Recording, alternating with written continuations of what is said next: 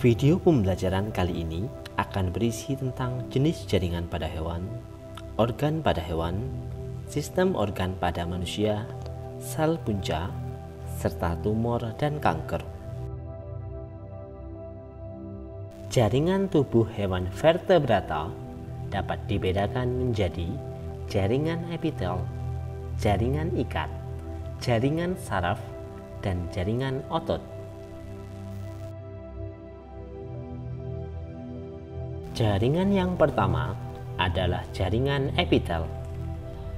Jaringan epitel dapat berupa membran atau berupa kelenjar. Membran epitel tersusun dari sel-sel yang melapisi permukaan luar atau membatasi permukaan dalam suatu rongga. Berdasarkan bentuk sel, jaringan epitel dapat dibedakan menjadi 5 jenis, yaitu jaringan epitel pipih, kubus, silindris, transisional, dan kelenjar. Jaringan epitel pipih berbentuk sangat tipis seperti lembaran dan tingginya lebih rendah daripada lebarnya. Berdasarkan susunannya dibedakan menjadi epitel pipih selapis dan epitel pipih berlapis banyak. Epitel pipih selapis tersusun dari satu lapis sel. Contohnya terdapat pada endotelium, alveolus paru-paru, lengkung Henle pada ginjal, dan telinga bagian dalam. Epitel pipih berlapis banyak merupakan membran yang tebal, yang terdiri atas lebih dari satu lapisan sel berbentuk pipih, tetapi pada lapisan sel-sel yang lebih dalam dapat berbentuk kuboid atau silindris. Contohnya terdapat pada kulit, vagina, rongga mulut, esofagus, dan anus.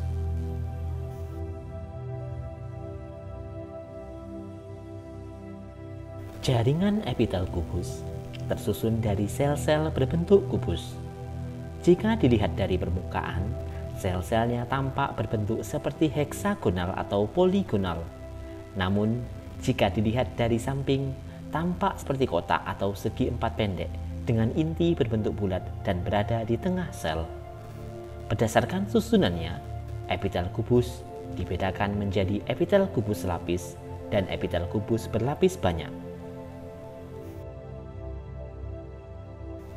Epitel kubus lapis terdiri dari satu lapisan sel berbentuk kubus. Jaringan ini berfungsi sebagai pelindung, sekretori, dan absorpsi. Contohnya pada beberapa bagian ginjal, ovarium, kelenjar ludah, dan lain-lain. Epitel kubus berlapis banyak terdiri atas lebih dari satu lapis sel berbentuk kubus. Jaringan ini berfungsi untuk proteksi, absorpsi, dan sekresi. Contohnya pada saluran keluar kelenjar keringat yang terdiri dari 2 lapisan sel kubus.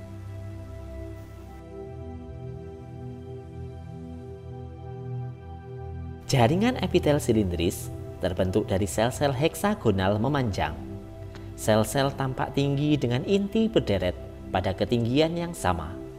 Berdasarkan susunannya, epitel silindris dapat dibedakan menjadi epitel silindris lapis dan epitel silindris berlapis banyak. Epitel silindris lapis tersusun dari satu lapis sel-sel berbentuk silindris. Jaringan ini berfungsi untuk sekresi dan absorpsi. Beberapa jenis epitel silindris ada yang memiliki silia, contohnya pada uterus atau rahim. Sementara yang tidak bersilia, contohnya pada saluran pencernaan. Epitel silindris berlapis banyak tersusun dari lapisan sel-sel berbentuk silindris pada permukaannya. Tetapi sel-sel pada lapisan basal relatif lebih pendek dan berbentuk polihedral tidak teratur. Jaringan ini berfungsi untuk perlindungan dan sekresi. Contohnya pada uretra, laring, trakea, dan lain-lain.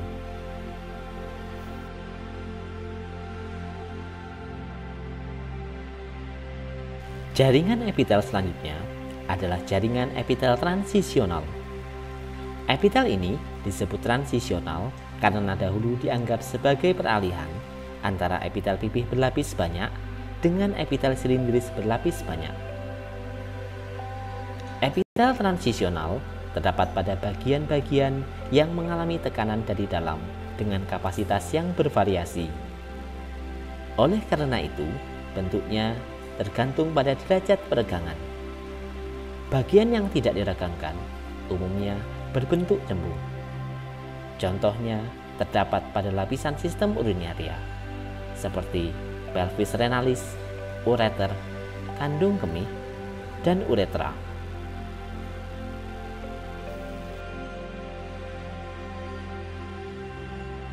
Jaringan epitel yang terakhir adalah jaringan epitel kelenjar. Jaringan ini tersusun dari sekelompok sel-sel epitel khusus untuk sekresi zat yang diperlukan dalam proses fisiologis tubuh. Kelenjar dapat dibedakan menjadi kelenjar eksokrin dan kelenjar endokrin. Kelenjar eksokrin menyalurkan sekretnya ke suatu permukaan tubuh atau sekresi eksternal. Hasil sekresi sel-sel epitel ini disalurkan melalui sistem saluran menuju ke permukaan tubuh. Contohnya adalah kelenjar lambung, kelenjar pankreas, kelenjar ludah, dan kelenjar keringat.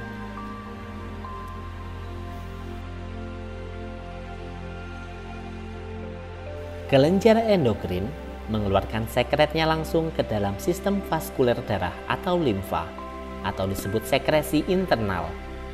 Sekret yang dikeluarkan berupa hormon. Sel-sel epitel yang mengeluarkan hormon terdapat di antara pembuluh-pembuluh darah halus. Contohnya adalah kelenjar hipofisis, kelenjar tiroid, kelenjar paratiroid, kelenjar timus, dan kelenjar adrenal.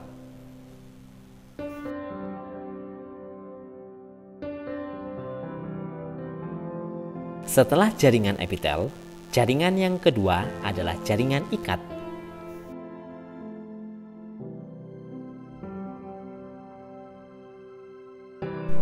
Tahukah kamu mengapa organ di dalam perut kita tetap berada di dalam posisinya dan tidak tanda kutip jatuh meskipun kita melompat?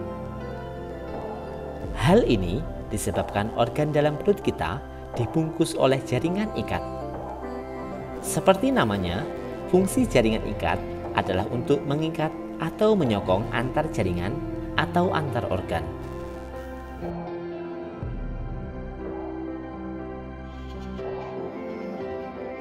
Jaringan ikat ini disusun oleh berbagai sel dan serabut atau serat. Supaya lebih mudah, perhatikan gambar berikut.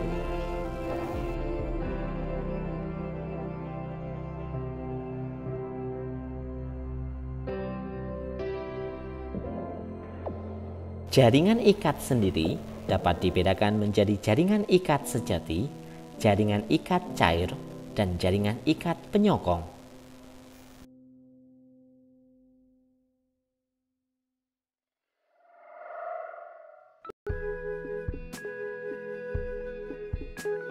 Jaringan ikat sejati terdiri atas jaringan ikat longgar dan jaringan ikat padat. Jaringan ikat longgar mempunyai komponen penyusun sel yang lebih banyak dibanding serabut atau serat.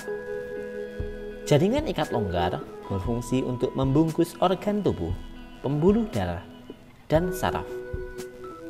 Adapun salah satu contoh jaringan ikat longgar adalah mesenterium, yaitu selaput pembungkus organ dalam perut. Di sisi lain, jaringan ikat padat merupakan jaringan ikat yang komponen penyusun selnya lebih sedikit dibandingkan serabut atau seratnya.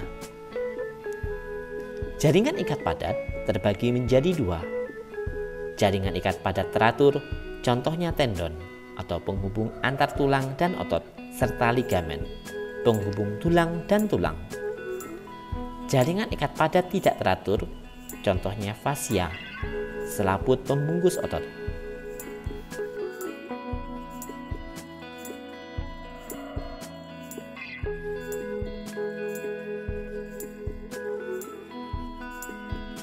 Berbeda dengan jaringan ikat padat, jaringan ikat cair terdiri dari jaringan darah dan limfa. Jaringan darah berperan dalam proses transportasi dan sebagai sistem kekebalan tubuh, sementara jaringan limfa berperan dalam sistem imunitas tubuh.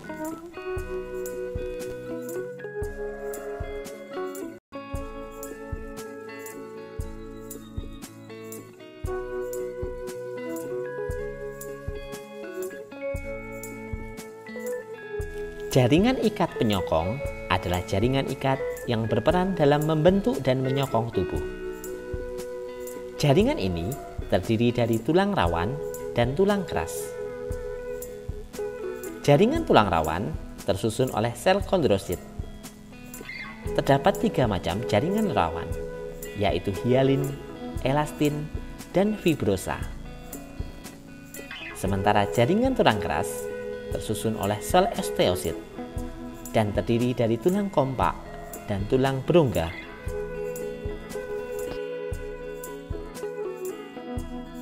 Jaringan selanjutnya adalah jaringan otot. Jaringan otot tersusun dari sel-sel atau serat-serat otot yang tergabung dalam berkas-berkas. Serat otot disebut miofibril yang tersusun atas miofilamen yang mengandung miosin dan aktin. Aktin dan miosin menyebabkan sel otot bersifat kontraktil atau kemampuan melakukan kontraksi atau gerakan. Di dalam tubuh terdapat 3 macam jaringan otot, yaitu otot polos, otot lurik, dan otot jantung.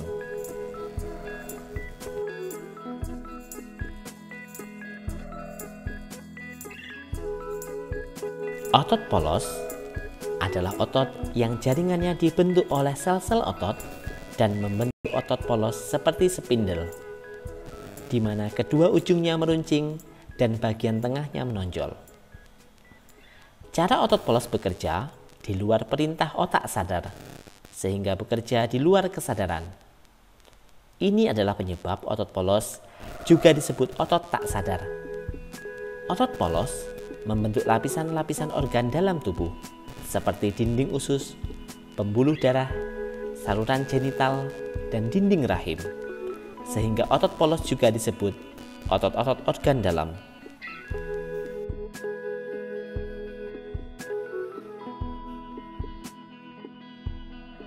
Otot lurik adalah jenis otot yang menempel pada tubuh dan digunakan untuk gerakan.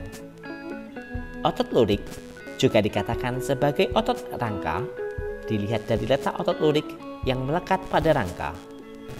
Sesuai dengan namanya, otot ini memiliki penampilan lurik antara hitam pada sisi aktin dan cerah pada sisi miosin dengan penampilan intermiten. Otot lurik dapat digerakkan melalui otak secara sadar, sehingga disebut juga otot motorik. Otot lurik juga dapat bekerja keras karena memiliki banyak inti sel, namun di sisi lain, otot ini juga butuh istirahat setelah beraktivitas karena mudah lelah.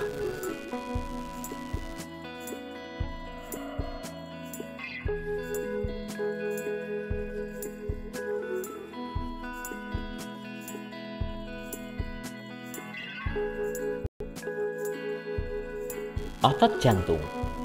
Otot ini hanya terdapat pada jantung, sehingga disebut otot jantung. Otot jantung merupakan otot involuntir atau tidak sadar yang dikendalikan oleh saraf otonom, baik saraf simpatik yang mempercepat denyut jantung maupun saraf parasimpatik yang memperlambat denyut jantung.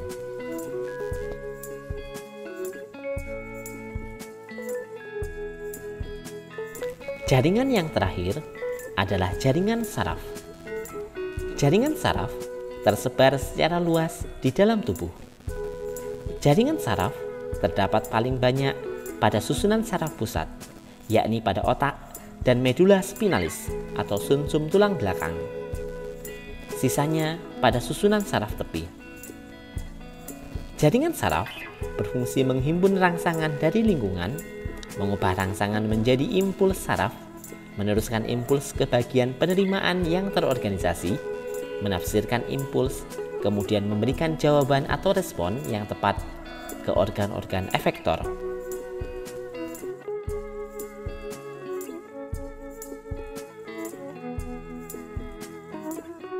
Jaringan saraf tersusun dari sel saraf atau neuron dan sel penyokong atau neuroglia. Neuron berbentuk serabut panjang. Neuroglia adalah sel berukuran kecil menghasilkan mielin yang berfungsi sebagai penyokong neuron-neuron dan menyatukan jaringan pada susunan saraf pusat. Sepanjang hidup, sel saraf atau neuron tidak dapat melakukan pembelahan atau regenerasi, tetapi dapat pulih kembali sesudah mengalami cedera pada tingkat tertentu.